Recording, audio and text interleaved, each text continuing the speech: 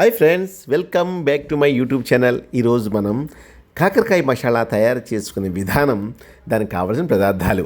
ముందుగా మనం కడిగి పెట్టుకున్న కాకరకాయ ముక్కలు, ఉల్లిపాయలు, పచ్చిమిర్చి, పెరుగు తయారు చేసే విధానం.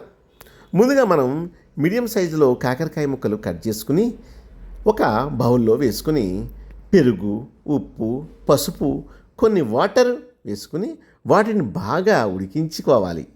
ఉడికిన కాకరకాయ ముక్కలను ఒక గిన్నెలో తీసుకుని కడాయి పెట్టుకుని తగినంత ఆయిల్ వేసుకుని ఉడికించిన కాకరకాయ ముక్కలను డీప్ ఫ్రై అయ్యే వరకు వేయించుకోవాలి.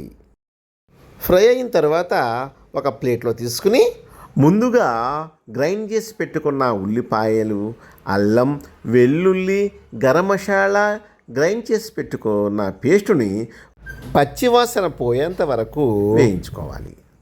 వేగిన ఆ పేస్టులో ముందుగా వేయించి పెట్టుకున్న కాకరకాయ ముక్కలను అందులో వేసి ఉడికించుకోవాలి.